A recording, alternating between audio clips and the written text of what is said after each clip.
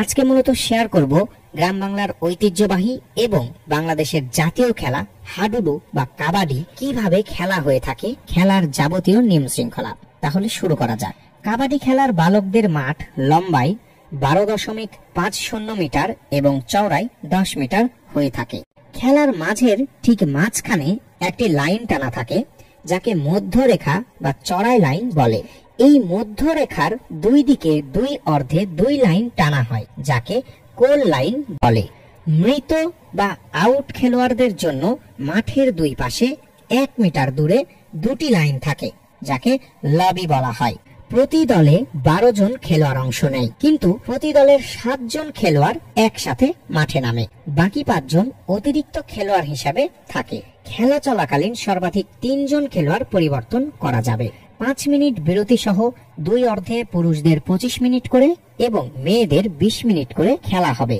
খেলা শেষে যেই দল বেশি পয়েন্ট পাবে সেই দলই জয়ী হবে। দু দলের পয়েন্ট সমান হলে দু অর্ধে আরো 5 মিনিট করে খেলা হবে। এর পরেও যদি পয়েন্ট সমান থাকে তবে যে দল প্রথম পয়েন্ট অর্জন করেছিল সেই দলই জয়ী হবে। যদি কোনো খেলোয়াড় মাঠের বাহিরে চলে যায় তাহলে সে আউট হবে। এভাবে একটি দলের সবাই আউট হলে বিপক্ষ দল একটি লোনা পাবে, অতিরিক্ত 2 পয়েন্ট যাকে বলা হয়। মধ্যরেখা থেকে দম নিয়ে বিপক্ষ দলের কোনো খেলোয়াড়কে স্পর্শ করে এক নিঃশ্বাসে নিরাপদে নিজের কোর্টে ফিরে আসতে পারলে যাদেরকে স্পর্শ করবে সে বা তারা কয়জনই আউট হবে। এভাবে যতজন আউট হবে তাদের প্রত্যেকের জন্য 1 পয়েন্ট করে পাওয়া যাবে। এক নিঃশ্বাসে স্পষ্টভাবে বারবার কাবাডি কাবাডি বলে ডাক দেওয়াকে দম নেওয়া বলে। এই দম মধ্যরেখা থেকে শুরু করতে হবে।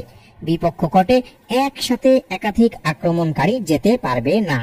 কোনো আক্রমণকারী বিপক্ষ দলের কোর্টে দম হারালে এবং বিপক্ষ দলের খেলোয়াড় তাকে স্পর্শ করতে পারলে সে আক্রমণকারী আউট বলে গণ্য হবে। তো এই পর্যন্তই ছিল বাংলাদেশের জাতীয় খেলা সহ গ্রাম বাংলার একটি ঐতিহ্যবাহী খেলা কাবাডি বা হাডুডু খেলার বিস্তারিত নিয়ম। ভালো লাগলে অবশ্যই সাবস্ক্রাইব করবেন আমাদের চ্যানেল এবং কোনো কিছু জানার থাকলে কমেন্ট করবেন। ধন্যবাদ সকলকে।